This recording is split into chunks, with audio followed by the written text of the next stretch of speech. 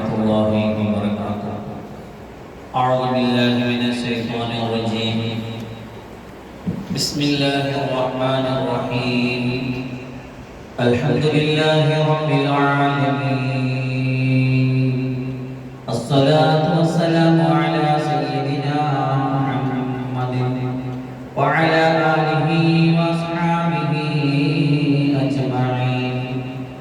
اللهم رب اشرح لي صدري ويسر لي امري واحلل عقدة من لساني يفقهوا قولي. اللهم رب يسر ولا تعسر، رب زدنا علما وحلما وحفظا وعقلا وادبا كاملا. رب تمم بالخير والسعادة برحمتك يا ارحم الراحمين. اللهم انفعنا بما علمتنا وعلمنا ما ينفعنا وزدنا علما. الحمد لله على كل حال، ونعوذ بالله من أحوال أهل النار. أعوذ بالله من الشيطان الرجيم. بسم الله الرحمن الرحيم. ياسين والقرآن الحكيم إنك لمن المرسلين على صراط مستقيم تنزيل العزيز الرحيم لتنذر قوما ما أنذر آباؤهم فهم غافلون. لقد حق القول على أكثرهم فهم لا يؤمنون.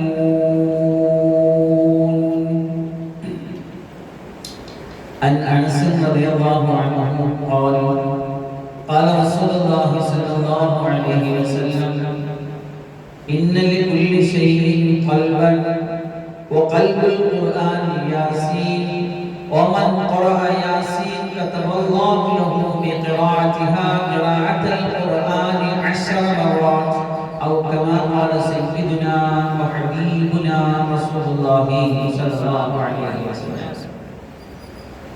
അല്ലാഹു സുബ്ഹാനഹു വ തആല പരിശുദ്ധവും പരിപാവനമായ ഈ ദീനിന്റെ മഹത്തായ മജ്‌ലിസിൽ നമ്മെ ഇവിടെ ഒരുമിച്ച് ചേർത്തതുപോലെ അനുഗ്രഹങ്ങളുടെ പർദീസയിൽ അല്ലാഹുവിന്റെ ഇഷ്ടക്കാരായി, അല്ലാഹുവിന്റെ അയൽവാസികളായി, അല്ലാഹുവിന്റെ വേണ്ടപ്പെട്ടവരായി, അല്ലാഹുവിന്റെ കുടുംബക്കാരായി, അല്ലാഹു ഖുർആനിന്റെ ആൾക്കാരെ അല്ലാഹു ചേർത്തിരുത്തുമ്പോൾ ജീവിതത്തിന്റെ സായം സന്ധികളിൽ തിരക്ക് പിടിച്ച അന്തരീക്ഷത്തിനിടയിൽ കുറഞ്ഞ സമയം എപ്പോഴെങ്കിലും നമുക്ക് വീണ്ടും കിട്ടിയ അപൂർവ ഭാഗ്യങ്ങളിൽ ഒന്നായ കുറഞ്ഞ സമയം ഈ ഖുർആനിന്റെ ഇൽമിന്റെ സ്വലാത്തിന്റെ ദുആയുടെ ഹിദായത്തിന്റെ മജ്‌ലിസിൽ വന്നിരുന്ന സമയം ചെലവഴിച്ചതിന്റെ പേരിൽ നാളെ ഖുർആനിനെ ഇഷ്ടപ്പെട്ട, ഖുർആനിനെ സ്നേഹിച്ച, ഹാഫിദീങ്ങളെ സ്നേഹിച്ച, മുതഅല്ലിമീങ്ങളെ സ്നേഹിച്ച മുഅ്മിനീങ്ങളുടെ കൂട്ടത്തിൽ ഉൾപ്പെടുത്തി നാളെ അല്ലാഹു ആദരിക്കുന്ന ഖുർആൻ നിവാസികളുടെ കൂട്ടത്തിൽ അല്ലാഹു നമ്മെ ഉൾപ്പെടുത്തി അനുഗ്രഹിക്കുമാറാകട്ടെ.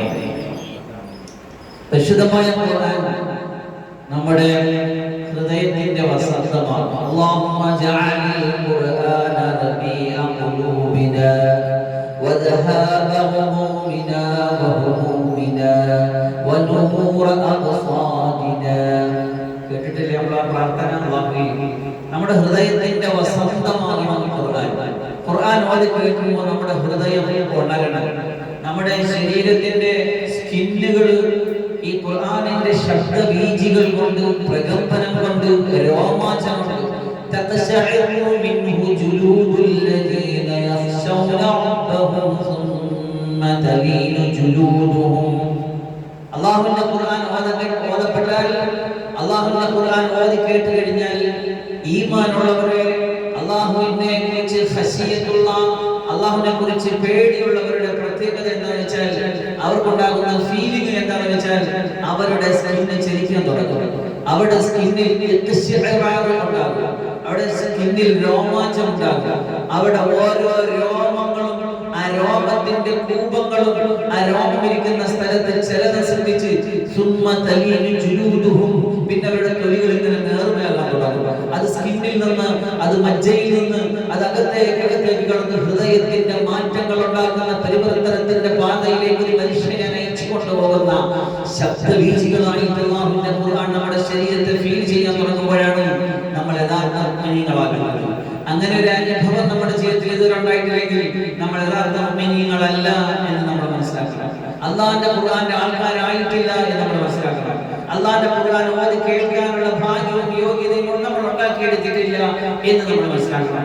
എന്നിട്ട് എത്രയും വേഗം ആ ഒരു അവസ്ഥയിലേക്ക് നമ്മൾ എല്ലാവരും എത്തിച്ചേർന്നു. ഖുർആൻ ഓതി കേൾക്കുമ്പോൾ നമ്മുടെ മനസ്സിൽ ആശ്വാസം ഉണ്ടാകാറുണ്ടോ? നമ്മുടെ മനസ്സിൽ സമാധാനം ഉണ്ടാകാറുണ്ടോ? നമ്മുടെ മനസ്സിൽ സന്തോഷം ഉണ്ടാകാറുണ്ടോ? നമ്മളങ്ങനെ തിരക്ക് പിടിച്ച അന്തരീക്ഷത്തിലായി വാട്സാപ്പിന്റെ സ്റ്റാറ്റസുകൾ ഒന്നൊന്നായിട്ട് ഇങ്ങനെ മാറ്റി വിടുമ്പോ, യൂട്യൂബിന്റെ ഷോർട്ടുകൾ ഒന്നൊന്നായിട്ട് നമ്മൾ ഇങ്ങനെ മാറ്റി വിടുമ്പോ, ഫേസ്ബുക്കിന്റെ റീലുകൾ ഒന്നൊന്നായിട്ട് നമ്മുടെ കണ്ണുകളിലൂടെ മാറ്റി വിടുമ്പോ, അപൂർവമായിട്ട് ചിലതെങ്കിലും അല്ലാഹുവിന്റെ ഖുർആൻ അറ്റാച്ച് ചെയ്ത ചില രംഗങ്ങളോ ചില സംഭവങ്ങളോ ആയിരിക്കും. നമ്മൾ വളരെ നിസ്സാര ഭാവത്തോടു കൂടി അതിനെ നമ്മൾ മാറ്റിവിടും. എന്നിട്ട് ഏതെങ്കിലും വൈകൊള്ളാത്ത കോമഡികളും ഏതെങ്കിലും ഷോകളും ഏതെങ്കിലും വേണ്ടാതീനങ്ങളും കണ്ട് നമ്മൾ സംതൃപ്തി അടയും. അല്ലാഹുവിനോടും അല്ലാഹുവിന്റെ ദീനിനോടും ഖുർആനോടും കാണിക്കുന്ന അവഗണനയാണത്. അതുകൊണ്ട് അത്തരം സന്ദർഭങ്ങൾ നമ്മൾ മനസ്സിലാക്കുക. നിസാര ഭാവത്തോടെ തട്ടിവിട്ട ഈ വചനങ്ങളുണ്ടല്ലോ, ഇത് നമ്മളെ മാറ്റിമറിക്കേണ്ടതാണ്. ഇതാണ് നമുക്ക് ആശ്വാസം പകരേണ്ടത്, ഇതാണ് നമുക്ക് രസം പകരേണ്ടത്. ഇതാണ്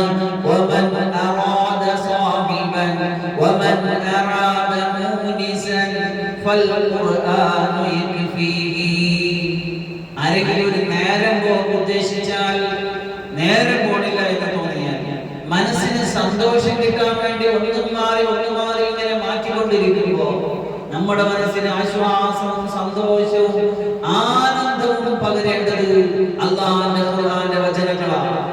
അതങ്ങനെ ഉണ്ടായിട്ടില്ല എങ്കിൽ നമ്മൾ ഓരോരുത്തരും അവരെ ഒന്ന് പരിശോധിച്ച് നോക്കുക.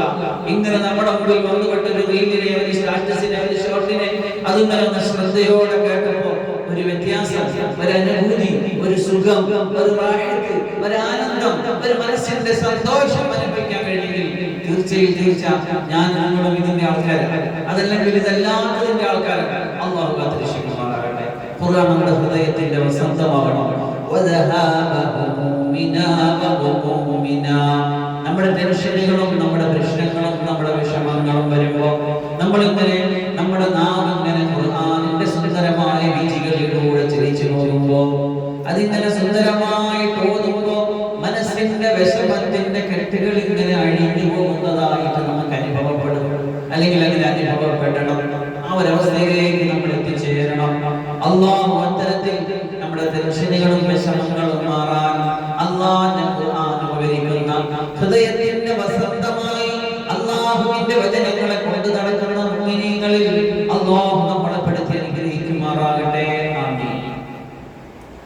അനസ് റളിയല്ലാഹു അൻഹു നിവേദനം ചെയ്യുന്ന ഒരു ഹദീസാണ് ഞാൻ ഇവിടെ ഉദ്ധരിച്ചത്. അനസ് റളിയല്ലാഹു അൻഹു ഖാല റസൂലുള്ളാഹി സ്വല്ലല്ലാഹു അലൈഹി വസല്ലം, അബീവായ റസൂലുള്ളാഹി സ്വല്ലല്ലാഹു അലൈഹി വസല്ലം തങ്ങൾ പറയുകയുണ്ടായി, ഓരോ വസ്തുക്കൾക്കും ഒരു ഹൃദയമുണ്ട്, ഓരോ വസ്തുക്കൾക്കും ഒരു മർമ്മപ്രധാനമായ ഒരു സ്ഥലമുണ്ട്. അല്ലാഹുവിന്റെ ഖുർആനിനുണ്ട് ഒരു മർമ്മപ്രധാനമായ സ്ഥലം. എന്താണെന്നറിയാമോ? സൂറത്ത് യാസീൻ. സൂറത്ത് യാസീൻ ഖുർആനിന്റെ ഹൃദയമാണ്. ആരെങ്കിലും യാസീൻ ഒരു പ്രാവശ്യം ഓതിയാൽ അല്ലാഹുവിന്റെ ഖുർആൻ 10 പ്രാവശ്യം ഓതിയതുപോലെയാണ്. അല്ലാഹു അക്ബർ വലില്ലാഹി. ചെറിയ കാര്യമല്ല, വലിയ കാര്യമാണ്. നമ്മുടെ ഈ കോഴ്സിന്, നമ്മുടെ ഈ പഠനത്തിന് യാസീനെ കുറിച്ചുള്ള നമ്മുടെ അന്വേഷണങ്ങൾക്കും പഠനത്തിനും നമ്മൾ കൊടുത്തിരിക്കുന്ന പേര് സന്തോഷ സമവാക്യങ്ങൾ. സൂറത്ത് യാസീനിലെ സന്തോഷ സമവാക്യങ്ങൾ എന്നാണ്. ഹൃദയത്തിന് സന്തോഷം. അല്ലാഹുവിന്റെ ഖുർആനിന്റെ ഹൃദയമായ യാസീൻ നമ്മൾ ഓതിയാൽ നമ്മുടെ ഹൃദയത്തിൽ നിറച്ച് സന്തോഷമാകുമെന്നാണ്. എന്ന് പറഞ്ഞാൽ നമുക്ക് സന്തോഷമാകുന്ന, ഒരു സത്യവിശ്വാസിക്ക് സന്തോഷമാകുന്ന 1000 കാര്യങ്ങൾ അല്ലാഹുവിന്റെ യാസീനിൽ അല്ലാഹു ഉൾപ്പെടുത്തി വെച്ചിട്ടുണ്ട് എന്നാണ്.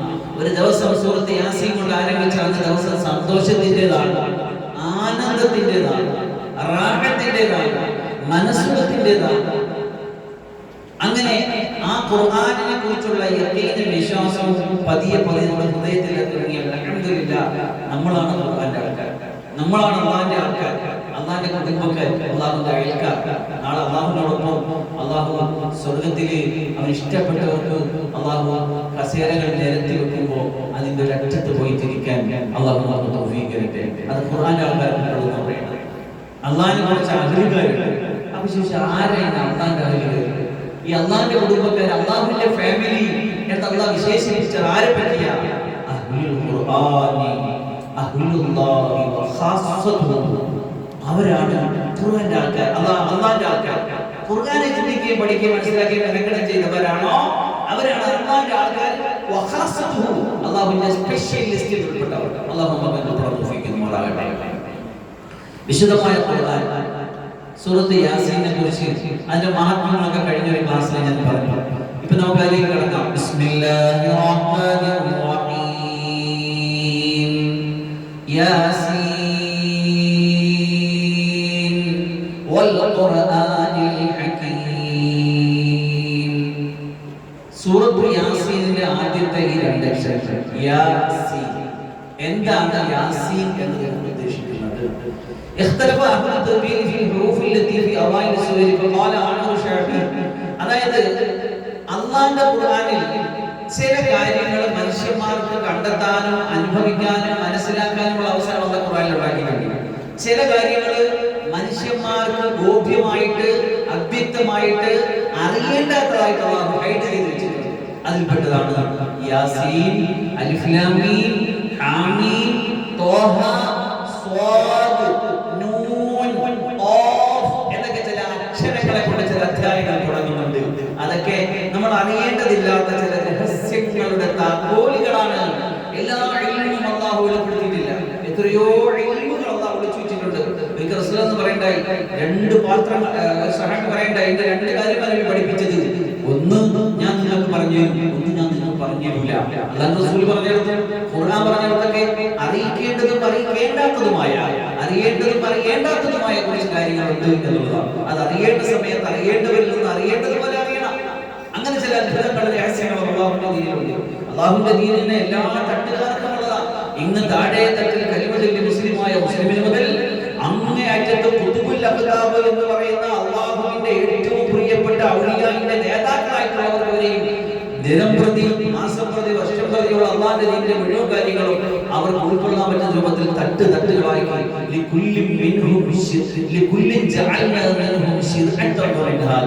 എല്ലാ ഓരോ വ്യക്തികൾക്കും ഉൾക്കൊള്ളാനും മനസ്സിലാക്കാനും ആസ്വദിക്കാനും പറ്റിയ പാകത്തിൽ അല്ലാഹുവിന്റെ ദീനിനെ സമഗ്രമായിട്ട് അല്ലാഹു സംവിധാനിച്ചിരിക്കുന്നു.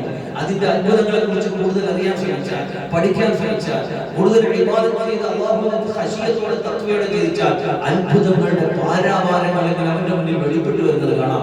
ഇങ്ങനെ അറ്റത്ത് നിൽക്കുന്നവരും മധ്യത്ത് നിൽക്കുന്നവരും അങ്ങറ്റത്ത് നിൽക്കുന്നവരും അല്ലാഹുവിന്റെ ദീനിൽ ഒരുപാട് പാഠങ്ങളുണ്ട്. അറിയാനും മനസ്സിലാക്കാനും ആസ്വദിക്കാനും ഉള്ളതുകൊണ്ട് അത് ദീനിന്റെ ഖുർആനിന്റെ ഒരു വലിയ ദൃഷ്ടാന്തമാണ്. അപ്പൊ ഇവിടെ യാസീൻ എന്ന് പറയുന്ന ഈ രണ്ടക്ഷരത്തെ പറ്റി ഉലമാക്കൾ പറഞ്ഞത് ഇത് മനസ്സിലാക്കുന്നതും മനസ്സിലാക്കാത്തതുമുണ്ട്. ഇത് മനസ്സിലാക്കേണ്ടാത്തവയിൽപ്പെട്ടതാണ്. ഒരു കൂട്ടം ഉലമാക്കളുടെ അഭിപ്രായം അങ്ങനെയാണ്. എന്നാൽ മറ്റൊരു കൂട്ടം ഉലമാക്കൾ പറയുന്നത്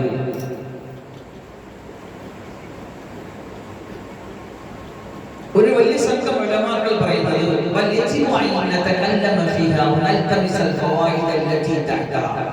അതല്ല, നമ്മൾ അന്വേഷിക്കുന്നത് എന്താണ് യാസീൻ എന്ന് പറയുന്ന ഈ രണ്ട് അക്ഷരം കൊണ്ട് അല്ലാഹു എന്താണ് ഉദ്ദേശിച്ചത് എന്ന് അന്വേഷിച്ച് കണ്ടെത്തി പഠിക്കണം. അത് അനിവാര്യമാണ്. അതിൽ വരുന്ന അത്ഭുതങ്ങളെയും അർത്ഥങ്ങളെയും കുറിച്ച് നമ്മൾ പഠിക്കണം. ഇത് എന്താണ് എന്ന് ഉലമാക്കൾ ഒരുപാട് അഭിപ്രായങ്ങൾ പറയുന്നു. ഇബ്നു അബ്ബാസ് റളിയല്ലാഹു പണ്ഡിതന്മാർ പറയുന്നത് ഇത് ഇസ്മുല്ലാഹിൽ അഅ്ലം, അല്ലാഹുവിന്റെ ഇസ്മുൽ അഅ്ലമാണ്. അല്ലാഹുവിന്റെ 99 പേരുകളുണ്ട്. അതിൽ ഒരു പേര് ഇസ്മുൽ അഅ്ലമാണ്. അത് ചൊല്ലി എന്ന് പറഞ്ഞാൽ അപ്പോൾ സാധിക്കും. അതിൽപ്പെട്ട ഒന്നാണ് ഇത് എന്ന് ഉലമാക്കൾ സഹാബകൾ പ്രമുഖർ പറയുന്നത്. മറ്റൊരു കൂട്ടർ പറയുന്നത് ഇശാഅത്തുൽ ഹുറൂഫിൽ ഹിജായി, നമ്മൾ അലിഫ് ബാ താ എന്ന് പറയുന്ന അക്ഷരങ്ങളിലേക്ക് സൂചനയാണ്. ഇത് അല്ലാഹു സുബ്ഹാനഹു വ തആല അറബികളെ വെല്ലുവിളിക്കാൻ പറഞ്ഞതാണ്. എന്നറിയാമോ? ഇത് വേറെന്തോ ഒന്നാണെന്ന് പറയുമ്പോൾ വേറൊന്നുമല്ല. നിങ്ങളുടെ ആൽഫബറ്റായ, നിങ്ങളുടെ മാതൃഭാഷയായ അറബിയിലുള്ള അലിഫും ബാവും താവും സാവും യാവും സീനും ഒക്കെ ചേർന്നുണ്ടായത് തന്നെ ഈ ഖുർആൻ എന്ന് അവരെ അറിയിക്കാനും അവരെ കുറച്ചുകൂടി നമ്മുടെ വിഷയത്തിലേക്ക് കൊണ്ടുവരാനും അവരെ വെല്ലുവിളിക്കാനും വേണ്ടിയാണ് എന്ന് മറ്റൊരു കൂട്ടം അഭിപ്രായം പറയുന്നുണ്ട്. പിന്നെ വേറൊരു കൂട്ടം അങ്ങനെയല്ല. ഇവര് അറബികൾ ഖുർആനിനെ ഒരു പിന്നെ എന്തോ ഒരു എന്താ പറയാ അപൂർവമായ ഒന്ന് നമുക്കിടയിൽപ്പെട്ടതല്ല, വേറെന്തോ ഒന്നാണ് എന്ന് പറയുകയും നിങ്ങൾ ആരും ഖുർആൻ കേൾക്കരുത് എന്ന് ഇവരെ വിലക്കുകയും ചെയ്ത സന്ദർഭമുണ്ടായി. ലാ തസ്മഉ ലിഹാദൽ ഖുർആനി വൽഗൗ ഫീഹി. സൂറത്ത് ഫുസ്സിലത്തിൽ ഇങ്ങനെ ഒരു ആയത്താണ്. എന്നറിയാമോ? നിങ്ങൾ ഈ ഖുർആൻ കേൾക്കരുത്, എല്ലാവരും പരസ്പരം നിങ്ങൾ ഈ ഖുർആൻ കേൾക്കരുത്, നിങ്ങൾ ഈ ഖുർആൻ കേൾക്കാതെ ഖുർആൻ കേൾക്കുന്നത് ലഹു കാണിക്കണം, വേണ്ട ദീന കാണിക്കണം. അപ്പൊ ഖുർആൻ ശ്രദ്ധിക്കില്ലല്ലോ. അപ്പോ അല്ലാഹു സുബ്ഹാനഹു വ തആല ഒരു ഐഡിയ വെച്ചിട്ടുണ്ട്. എന്നറിയാമോ? ഒരു സൂറത്ത് കൊണ്ട് ഓതുമ്പോൾ ആദ്യത്തിൽ യാസീൻ ഹാമീം ഐൻ സീൻ ഖാഫ് എന്ന് പറയുമ്പോൾ എല്ലാവരും കൂടെ എന്തിനാണ് പറയുമ്പോൾ അത്ഭുതപ്പെട്ട് ആശ്ചര്യത്തോടെ അപ്പൊ അത് കാര്യമാണ്. അതിൽപ്പെട്ട ഒന്നാണ് യാസീൻ വൽ ഖുർആനിൽ ഹകീം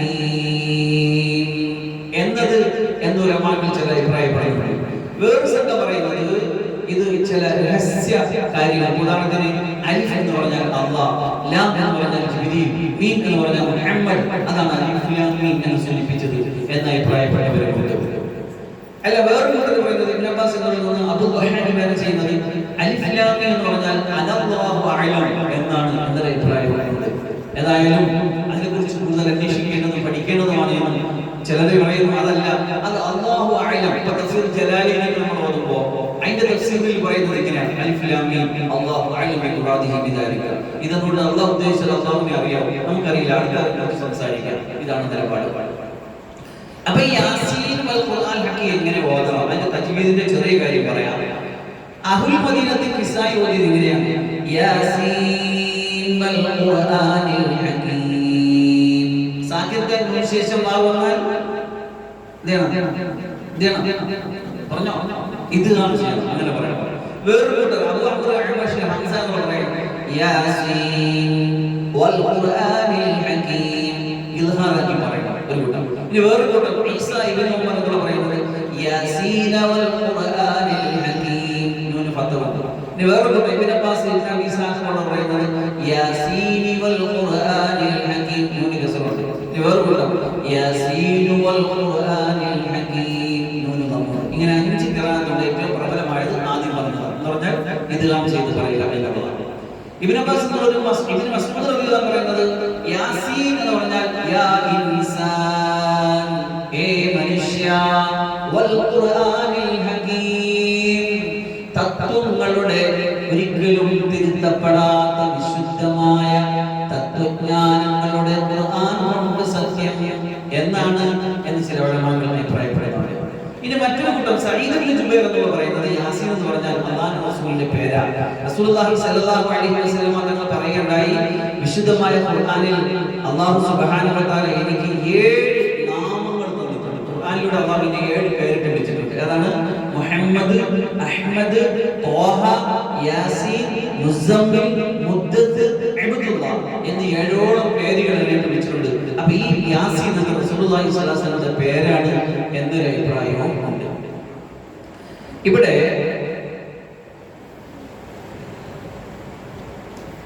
മാലിക് റളിയല്ലാഹു അൻഹു നിവേദനം ചെയ്യപ്പെടുന്നു, ഈ യാസീൻ എന്നത് ഒരാൾക്ക് പേരിടാം എന്ന്.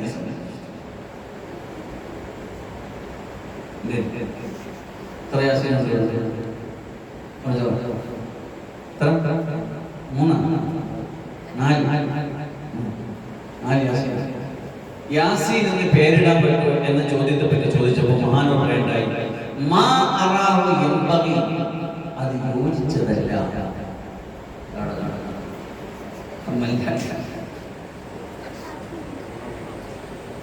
എന്തുകൊണ്ട് യാസീൻ എന്ന് പേരിടാൻ പറ്റൂല? അതിന്റെ കാരണം വൽ യാസീൻ വൽ ഖുർആനിൽ ഹകീം യഖൂലു ഹാദാ ഇസ്മി യാസീൻ, ഇത് എൻ്റെ പേരാണ്. അല്ലാഹു പറയുന്നത് എൻ്റെ പേരാണ് യാസീൻ. ഖാല ബിൽ അറബി ഹാദാ കലാമുൻ അറബി, ഇത് മുമ്പാരും പറയാത്ത ഒരു വർത്തമാനമാണല്ലോ.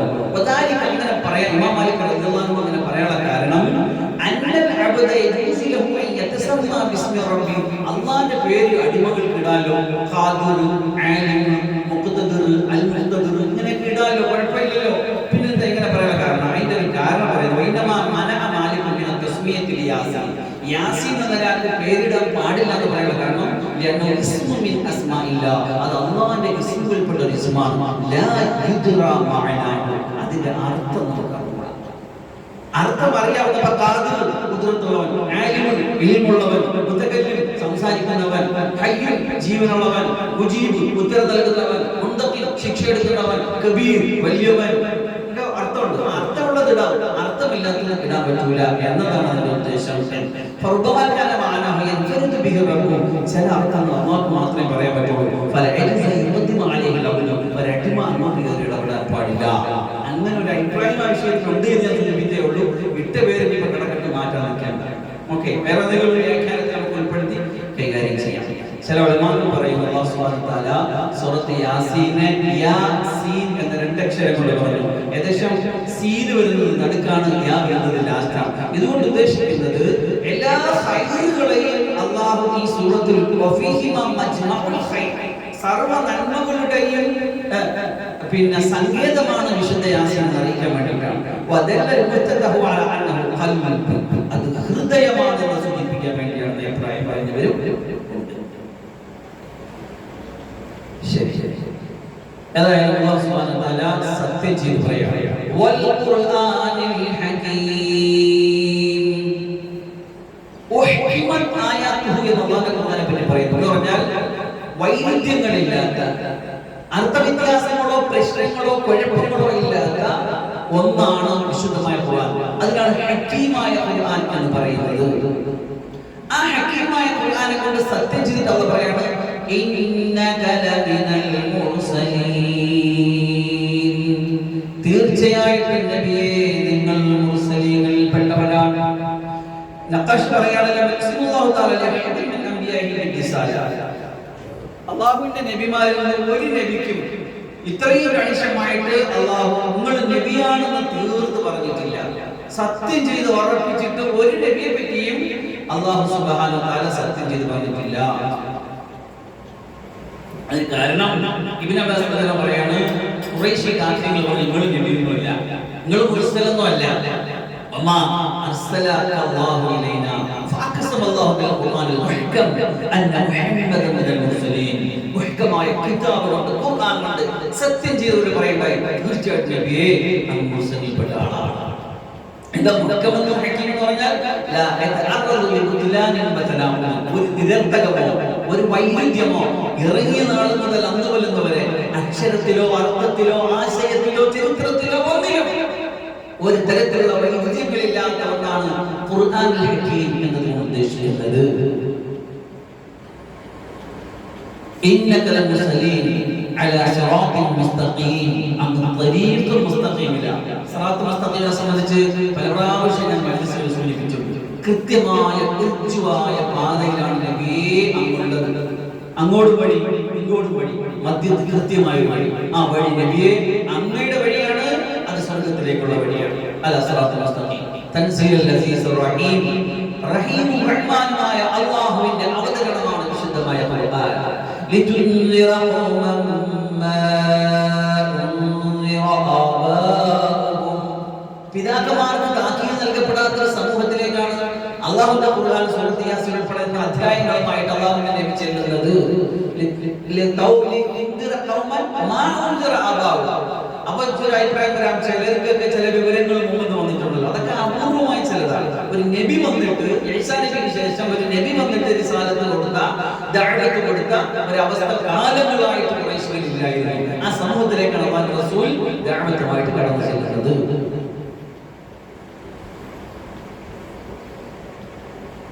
പിന്നെ لقد حق القول على أكثر അവരിൽ അധികം പേര് അള്ളാഹുവിന്റെ തീരുമാനം ഉറച്ചിട്ടുണ്ട്. അവർ വിശ്വസിക്കില്ല, അവർ നഷ്ടപ്പെടാനുള്ളതാണ്. അവർ വിശ്വസിക്കില്ല. അള്ളാഹു അസലിയായ തീരുമാനത്തിൽ ഉറപ്പിച്ചു വെച്ചിരിക്കുകയാണ്. പിന്നെ ഇന്നാ ജഅൽനാ ഫീ അഅനാഖിഹിം അഗ്ലാല ഫഹിയ ഇലൽ അദ്ഖാനി ഫഹും മുഖ്മഊൻ. തീർച്ചയായിട്ടും നാം അവരുടെ ഒഴുക്കുകളിൽ, കഴുത്തുകളിൽ കുടുക്ക് ചങ്ങലകൾ വെച്ചിരിക്കുന്നു. അങ്ങനെ അവരുടെ കൈകളെ കൊണ്ട് ചേർത്ത് വെച്ച് അല്ലെങ്കിൽ ചങ്ങല ചേർത്ത് തല പിന്നെ താഴ്ത്ത കഴിയാതെ ഇങ്ങനെ മുകളിലേക്ക് നോക്കിയിരിക്കുന്ന ഒരു അവസ്ഥയിൽ അവരെ കഴുത്തുകളെ ചേർത്ത് വെക്കപ്പെട്ടിരിക്കുന്നു. ഈ ആയത്ത് ഇറങ്ങിയതിനെ സംബന്ധിച്ച് പറയപ്പെടുന്നുണ്ട്, അബൂ ജഹൽ ഇബ്നു ഹിശാം അതുപോലെ മഖ്സൂമികളായ അദ്ദേഹത്തിന്റെ രണ്ട് കൂട്ടുകാർ വലീദ് ഇബ്നു മുഗീറയും പിന്നെ മറ്റു സുഹൃത്ത് അവര് റസൂലുള്ളാഹി സ്വല്ലല്ലാഹു അലൈഹി വസല്ലമ തങ്ങളെ പിന്നെ ആക്രമിക്കുവാനും ഉപദ്രവിക്കാനും ഉദ്ദേശിക്കുന്ന ഒരു സന്ദർഭത്തിലാണ് ഈ ആയത്ത് ഇറങ്ങുന്നത്. വാലിക അബൂ ജഹൽ ഹലഫ ലഅൻ റഅ മുഹമ്മദ യുസല്ലി ലയർഖന്ന റഅസഹു ബിഹജർ. നബി നിസ്കരിക്കുന്ന കണ്ടാൽ കല്ല് കൊണ്ട് ഞാൻ തല അടിച്ചു പൊട്ടിക്കും എന്നാൽ പറയുണ്ടായി. അബൂ ജഹൽ പറയുണ്ടായി, ഫലമ്മാ റഅൗഹു ദഹബ ഫറഫഅ ഹജറൻ ലിയർമിഹു ഫലമ്മാ അഖ്മലഹി റജഅത ഇലാ മുൽക്കിഹി. എന്നിട്ട് റസൂൽ നിസ്കരിക്കുന്ന കണ്ടിട്ട് അബൂ ജഹൽ ചെന്നിട്ട് കല്ലെടുത്തിട്ട് എറിയാൻ നോക്കുമ്പോ ഈ കല്ല് തിരിച്ച് അവനിലേക്ക് തന്നെ മടങ്ങി വന്നു. ആ കല്ല് അവരിൽ തന്നെ ചേർന്നു പോയി. അങ്ങനെ ഇയാൾ തിരിച്ചു വന്നിട്ട് കൂട്ടുകാർക്ക് പറഞ്ഞു, ഇങ്ങനെയാണ് സംഗതി, ഞാൻ കല്ലെടുത്തെറിയത് കല്ല് അങ്ങോട്ട് പോകുന്നില്ല, കല്ല് തിരിച്ചു വരികയാണ്. അപ്പൊ അടുത്ത വലീദ് ഇബ്നു മുഗീറ അവൻ പറയണം, ഞാൻ ചെന്നിട്ട് ഇത് ചെയ്യും. ഇപ്പോ അവൻ നിസ്കരിച്ചു കൊടുത്ത അവസ്ഥയിൽ കല്ല് കൊണ്ട് എറിയാൻ പറഞ്ഞു. അള്ളാഹുവിന്റെ കണ്ണിന്റെ കാഴ്ചകൾ മാറ്റിക്കളഞ്ഞു. ശബ്ദം കേൾക്കുക, ശബ്ദം കാണാൻ പറ്റില്ല. ഇവൻ തിരിച്ചു വന്ന് മറ്റുള്ളവരോട് പറഞ്ഞു. അപ്പൊ മൂന്നാമത്തെ അവൻ ചെന്ന് പറഞ്ഞു, ഞാൻ തല അടിച്ച് പൊട്ടിക്ക് നോക്കി കല്ലെടുത്തിട്ട് ഓടിച്ചു വിട്ടു. അടുത്തെടുത്തപ്പോ പെട്ടെന്ന് ബോധം തിരിഞ്ഞു വീണ് തിരിച്ച് അവളിലേക്ക് മടങ്ങി. അപ്പൊ ചോദിച്ചു, നീ എന്താ ഇങ്ങനെ ചെയ്തത്? ഞാൻ ഇങ്ങനെ കല്ലെടുത്ത് എറിയാനും കൊടുത്തപ്പോ ഒരു ശക്തനായ കൂറ്റൻ ഒരു പടുകൂറ്റൻ ജീവി റസൂലുള്ളാഹിയുടെ അടുത്ത് ഇങ്ങനെ എന്നെ ആക്രമിക്കാൻ എങ്ങനെ ഞാൻ ഒരു ചുവട് മുന്നോട്ട് വെച്ചിരുന്നെങ്കിൽ അതെന്നെ തിന്നുമായിരുന്നു. അത്രയ്ക്കൊരു പടുകൂട്ടനെ കാര്യങ്ങളെ റസൂൽ സല്ലല്ലാഹു അലൈഹി വസല്ലം തങ്ങൾ തന്റെ പ്രിയപ്പെട്ട ഹബീബിനെ ഈ അക്രമകാരികളിൽ നിന്ന് സംരക്ഷിക്കുന്ന രൂപമാകേണ്ടത്. അതിനെപ്പറ്റിയാണ് ഈ ഇന്ന ജഅൽനാ ഫീ അനാഖിഹിം അഗ്ലാലൻ, അവരുടെ കഴുത്തുകളിൽ ചങ്ങലയിട്ട് ബന്ധിച്ചിരിക്കുന്നു എന്ന് പറഞ്ഞത് എന്ന അഭിപ്രായമാണ്.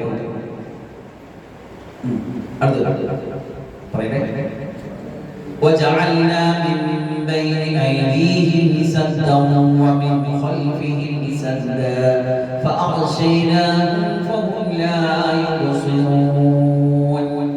അവരുടെ മുമ്പിൽ നാം മറച്ചിട്ടുണ്ട്, അവരുടെ പിന്നിൽ നാം മറച്ചിട്ടുണ്ട്. അവരെ നാം അന്ധമരാക്കിയാണ്.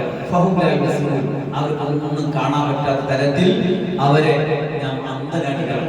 ഇമേൽ പറയുന്ന ഇതിനെ കുറിച്ച് പറയുന്നത്, മുമ്പിലും മറവെച്ചു പിമ്പിലും മറവെച്ചു ഒന്നും ചെയ്യാൻ പറ്റാത്ത രൂപത്തിൽ അവരെ അല്ലാഹു പൂട്ടിക്കളഞ്ഞു.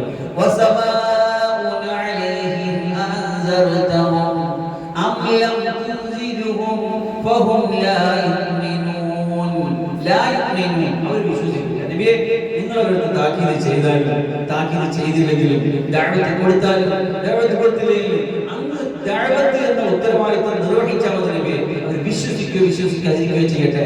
അവർ വിശ്വസിക്കില്ല എന്ന് അല്ലാഹു നേരത്തെ അല്ലാഹു തീരുമാനത്തിൽ എഴുതി വെച്ച് കഴിഞ്ഞു. എന്താ പറയാണ്? ഇന്നമാ തുൻദിറു മൻ ഇത്തബഅ الذിക്റ വഖശിയ الرح്മാന ബിൽ ഗൈബ്. നബി അങ്ങ് ആർക്കാണ് താക്കീത് കൊടുക്കേണ്ടത് അറിയാമോ? അങ്ങ് താക്കീത് കൊടുക്കേണ്ടത് അല്ലാഹുവിന്റെ ഖുർആനിൽ ദഅവത്ത് ചെയ്താൽ അതിനെ പിൻപറ്റുന്ന, അതിനെ ഉൾക്കൊള്ളുന്ന, അതിനെ മനസ്സിലാക്കി നമുക്ക് ഒപ്പം വരുന്നവരെയാണ് താക്കീത് കൊടുക്കാനുള്ളത്. റഹ്മാനെ റബ്ബിനെ കുറിച്ച് ഏത് അദൃശ്യത്തിനും പേടിയുള്ള ആളുകളോ അവർക്കാണ് അല്ലാഹുവിന്റെ ഖുർആനിൽ താക്കീത് കൊടുക്കേണ്ടത്. അങ്ങനെയുള്ളവരുടെ അല്ലാഹുവിന്റെ പാപമോചനം കൊണ്ട് സന്തോഷ വാർത്ത അറിയിക്കുക.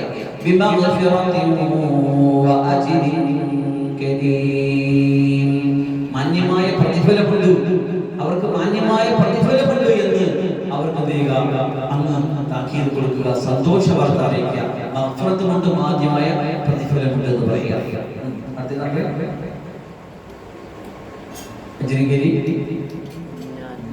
ഇന്നാ നഹ്നു നുഹ്യിൽ മൗതാ ഇന്നാ നഹ്നു നുഹ്യിൽ മൗതാ വനക്തുബു മാ ഖദ്ദമു വആഥാറഹും വകുല്ല ശൈഇൻ അഹ്സൈനാഹു ഫീ ഇമാമിൻ മുബീൻ.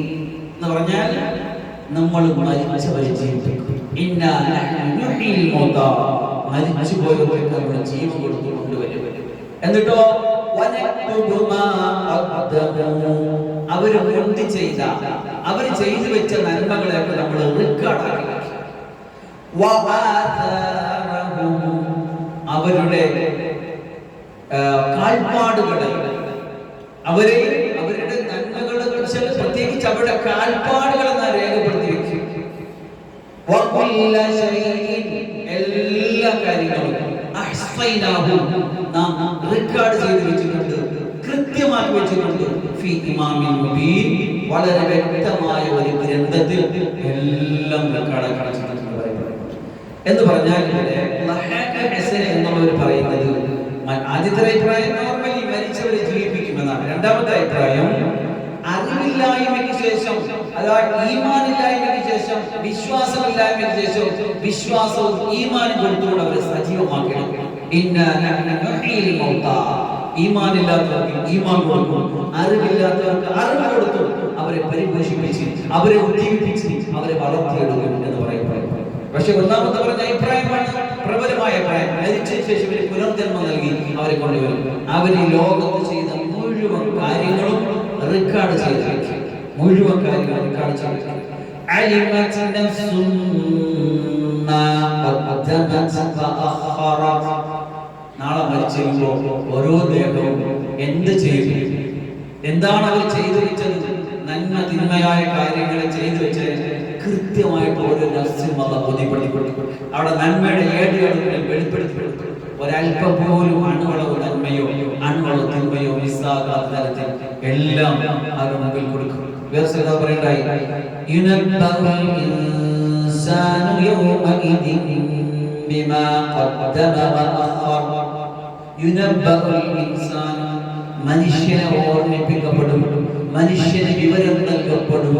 യൗമഇദിൻ, അന്നേ ദിവസം, ബിമാ ഖദ്ദമ വഅഖർ, മുന്തി ചെയ്തതും പിന്തി ചെയ്തതുമായ എല്ലാ കാര്യങ്ങളും മനുഷ്യന് ബോധ്യപ്പെടുത്തി കൊടുക്കും. നമുക്ക് മനസ്സിലാക്കണം, നമ്മളിങ്ങനെ ചെയ്ത് നിസാരമായിട്ട് തള്ളിക്കളഞ്ഞ കാര്യങ്ങൾ അത് നാളെ നമ്മുടെ മുമ്പിൽ അല്ലാഹു എടുത്ത് വെച്ച് കാണിച്ചു തരും. നീ അത് ചെയ്തില്ലേ, നീ ഇത് ചെയ്തില്ലേ, അങ്ങനെ പറഞ്ഞില്ലേ, ഇതിന് സാക്ഷിയായില്ലേ, ഇങ്ങനെ കാട്ടിയില്ലേ, ഇതൊക്കെ ഇങ്ങനെ അല്ലാഹു സുബ്ഹാനഹു വ തആല നമുക്ക് ബോധ്യപ്പെടുത്തി തരും എന്നാണ്.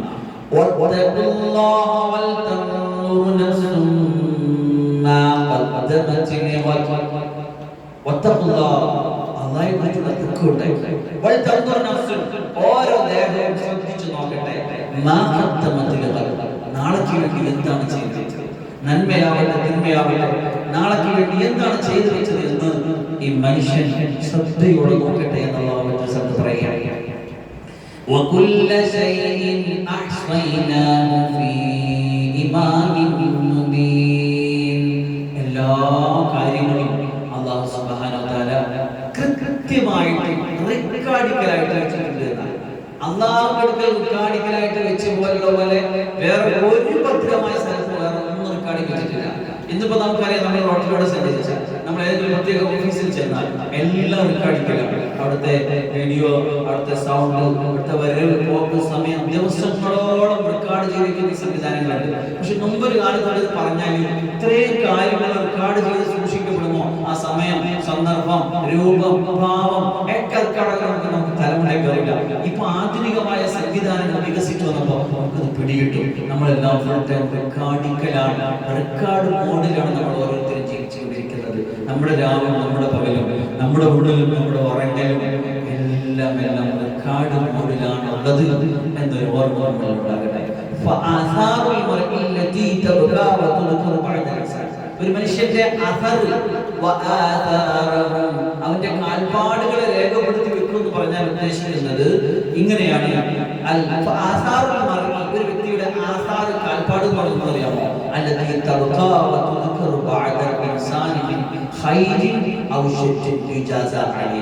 ഒരു മനുഷ്യൻ മരിച്ചു കഴിഞ്ഞാൽ ഒരു മനുഷ്യൻ മരിച്ചു കഴിഞ്ഞാൽ അയാൾ ചെയ്തു വെച്ച നന്മകളാവട്ടെ, അയാൾ ചെയ്തു വെച്ച തിന്മകളാകട്ടെ, ഇതാണ് കാൽപ്പാടുകളോട് ഉദ്ദേശിക്കുന്നത്. ഉദാഹരണം പറയാം, നല്ല കാൽപ്പാട് വെച്ച ആൾക്കാർ ചെയ്തു വെച്ചിട്ട് മരിച്ചു. ഉദാഹരണത്തിന് പഠിപ്പിച്ചു കൊടുത്ത ആളുകൾ, അപ്പൊ എനിക്കിത് പഠിപ്പിച്ചു തന്ന ഉസ്താദുമാർ, എനിക്കിത് പഠിപ്പിച്ചു തന്ന എന്റെ ഗുരുക്കൾ, അവരുടെ കാൽപ്പാടുകൾ എന്താണെന്ന് ചോദിച്ചാൽ അവർ എനിക്ക് പകർന്നു തന്ന ഇൽമാണ്. ഞാൻ അടുത്തൊരാൾക്ക് പകർന്നു കൊടുത്താൽ എന്റെ കാൽപ്പാട് എന്താണ്, എന്റെ ശേഷിപ്പ് എന്താണ്, ഞാൻ പകർന്നു കൊടുത്ത ഇൽമാണ്. അങ്ങനെ ഓരോരുത്തരും പകർന്നു കൊടുക്കുന്ന ഇൽമ് അവന്റെ ജീവിതത്തിന്റെ കാത്തുവെക്കാവുന്ന ഏറ്റവും മഹത്തായ കാൽപ്പാടാണ്. ഏതെങ്കിലും ഒരു കിതാബ് രചിച്ചിട്ടുണ്ടെങ്കിൽ, പുസ്തകം എഴുതിയിട്ടുണ്ടെങ്കിൽ, ഇൽമു പകർത്തി വെച്ചിട്ടുണ്ടെങ്കിൽ, അത് അടുത്തൊരു തലമുറയ്ക്ക് കൈമാറിയിട്ടുണ്ടെങ്കിൽ തീർച്ചയായിട്ടും അവന്റെ അസറാണ്, അവന്റെ കാൽപ്പാടാണ്. ഏതെങ്കിലും നന്മകൾ ചെയ്തു വെച്ചു, അല്ലെങ്കിൽ കെട്ടിടങ്ങൾ കെട്ടിവെച്ചിട്ട് പോയി, ഇപ്പൊ ഒരു പള്ളി വെക്കാൻ സഹായിച്ചു, ആ ഒരു വിവാദത്തിൽ നല്ലതായ അല്ലെങ്കിൽ കാൻകാറുകൾ സ്ഥാപിച്ചു, ആ കണ്ടറത്തിന്റെ ഏതെങ്കിലും ഇപ്പൊ കിണർ കുടിച്ചതോ അല്ലെങ്കിൽ വൃക്ഷം നട്ടുകൊടുത്തതോ അല്ലെങ്കിൽ നിലനിൽക്കുന്ന നന്മകൾ ഏതെങ്കിലും ചെയ്തു വെച്ചിട്ട് പോയാൽ കുറച്ചാൾ കഴിയുമ്പോൾ മരിച്ച ശേഷം പറയപ്പെടുന്ന, സ്മരിക്കപ്പെടുന്ന, ഓർമ്മിക്കപ്പെടുന്ന ഇന്ന ആള് ചെയ്തതായത്, ഇന്ന ആള് പഠിപ്പിച്ചതായത്, ഇന്ന ആള് പണിഞ്ഞതായത്, ഇന്ന ആള് കഷ്ടപ്പെട്ടതായത്, ഇന്ന ആളുകൾ പ്രസംഗിച്ചിട്ടായി നടന്നത്, ഇന്ന ആളാണ് ഇതിന്റെ കാരണക്കാരൻ എന്ന് പറയപ്പെടുന്ന നന്മകൾ. ഇനി നേരെ എന്തെങ്കിലും മോശത്തരങ്ങളാണെങ്കിലോ എന്തെങ്കിലും അഴുക്ക മോഡലുകളാണ് നമ്മൾ കാണിച്ചു വെച്ചിട്ട് പോയാൽ ഇത് ഇന്ന ആളാണ് ഇവിടെ ചെയ്തു വെച്ചത്, ഇത് ഇന്ന ആളാണ് ഇവിടെ കാട്ടിക്കുട്ടിയത്, ഇത് ഇന്ന ആളാണ് ഇതിന്റെയൊക്കെ കാരണക്കാരൻ എന്ന് ഇങ്ങനെ പറഞ്ഞുകൊണ്ടിരിക്കും. ചില പ്രത്യേക സംവിധാനങ്ങൾ മുസ്ലിങ്ങൾക്കെതിരെയൊക്കെ ഉണ്ടാക്കിയിട്ടുണ്ടല്ലോ, മനുഷ്യന്റെ സമൂഹത്തിന്, വിശേഷ മുസ്ലിങ്ങൾക്ക് പൊതുവിലോ കേടുണ്ടാക്കുന്ന കാര്യങ്ങൾ ഉണ്ടാക്കിയിട്ടുള്ള ചില കാര്യങ്ങൾ പോലെ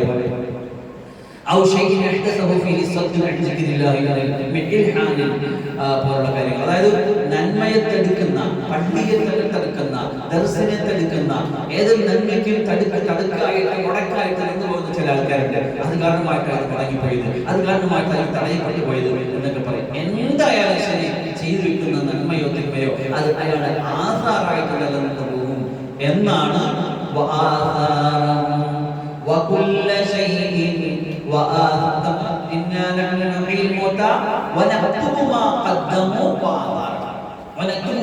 നമ്മൾ എഴുതി വെക്കും, അവർ മുൻകൂട്ടി ചെയ്തു വെച്ച കാര്യങ്ങൾ, അവിടെ കാൽപ്പാടിനെ. ഈ ഇത്രയും നേരം പറഞ്ഞ അഭിപ്രായമാണ് പ്രബലമായ കൂട്ടം പറയുന്നത്. എന്നാൽ മറ്റൊരു കൂട്ടർ പറയുന്നത് ആസാറ് കൊണ്ട് ഉദ്ദേശിക്കുന്നത് പള്ളിയിലേക്ക് ജമാഅത്ത് നിസ്കാരത്തിനായിട്ട് പോകുന്നവരുടെ കാൽപ്പാടുകളാണ്. وهذا المعنى تقبل آية عمر بن عباس وسعيد بن جبير بن عباس أيضا أن المعنى وآثاره خطاهم إلى المساجد. പള്ളികളിലേക്ക് നടന്നുപോയ ജമാഅത്ത് നിസ്കാരത്തിന് വേണ്ടി, ഇൽമിന്റെ മജ്‌ലിസിന് വേണ്ടി, സലാത്തിന്റെ മജ്‌ലിസിന് വേണ്ടി, നന്മയിലേക്ക് വേണ്ടി നടന്നുപോയ കാൽപ്പാടുകളുണ്ടല്ലോ, ആ കാൽപ്പാടുകൾ അല്ലാഹു എഴുതി വെക്കുന്നു. അതായത് ഈ ആയത്ത് ഇറങ്ങിയതിന്റെ കാരണത്തെക്കുറിച്ച് പറയപ്പെടുന്നു. ഇന്നൽ ആയത്ത് നസലത്ത് ഫീ ദാലിക ലഅന്നൽ അൻസാറ കാനത്ത് മനാസിലുഹും ബഈദത്തൻ അനിൽ മസ്ജിദ്.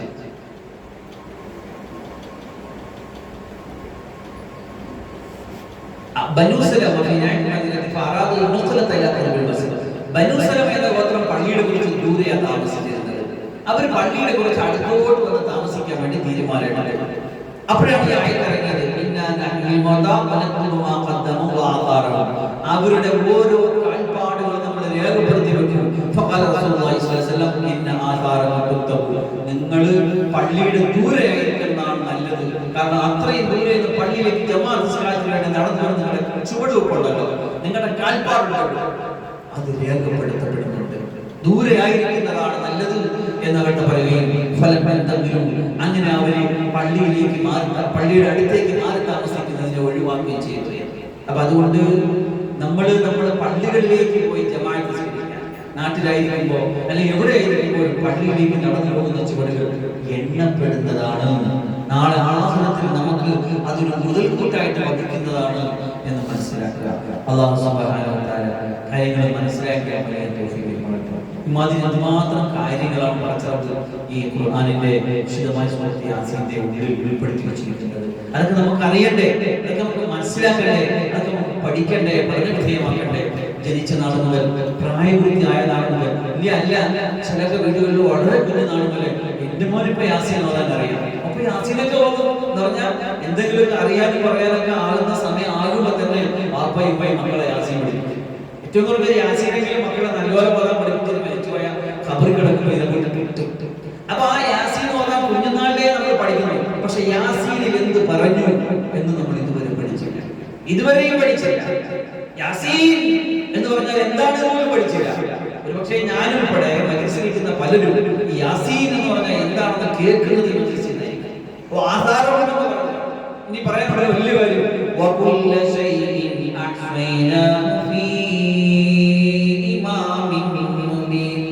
വ്യക്തമായ ഒരു കിതാബ്, ഉമ്മുൽ കിതാബ് എന്ന് പറയുന്ന ലൗഹുൽ മഹ്ഫൂദ് എന്ന് പറയുന്ന ഒരു വലിയ സംവിധാനമുണ്ട്. പക്ഷെ ആ സമയം എന്ന് കുറവാണ്. അടുത്ത ആഴ്ച അതിനെക്കുറിച്ച് പറയാം.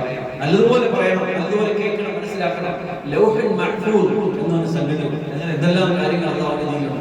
ഇതൊക്കെ അല്ലാഹുവിന്റെ ഖുർആനിൽ അല്ലാഹു ക്രമീകരിച്ചു വെച്ചിരിക്കുന്നു. ഒന്നും അറിയാനും പഠിക്കാനും നമുക്ക് അവസരങ്ങൾ കിട്ടുന്നില്ല, അല്ലെങ്കിൽ നമ്മൾ അവസരം കിട്ടിയിട്ട് ഉപയോഗപ്പെടുത്തുന്നില്ല, ശ്രമിക്കുന്നില്ല, ആഗ്രഹിക്കുന്നില്ല. എങ്കിലും ഇടയ്ക്കിടയ്ക്ക് വീട് കിട്ടുന്ന അസുലഭമായ വിഷയങ്ങളിൽ നമ്മൾ കുറച്ച് കാര്യങ്ങൾ കേൾക്കുകയും മനസ്സിലാക്കും. അല്ലാഹു പറഞ്ഞത് കേട്ടുള്ള കാര്യങ്ങൾ മനസ്സിലാക്കി അമൽ ചെയ്യാം. ആ ദുആ മനസ്സിലാക്കി അമൽ ചെയ്യാൻ, കൂടുതൽ അറിയാനും പഠിക്കാൻ അല്ലാഹു വലിയ സൗഭാഗ്യം നൽകി അനുഗ്രഹിക്കുമാറാകട്ടെ പ്രാർത്ഥിച്ചുകൊണ്ട് ചുരുക്കുന്നു. വാഹ ദഅവാന അൽഹംദുലില്ലാഹി റബ്ബിൽ ആലമീൻ.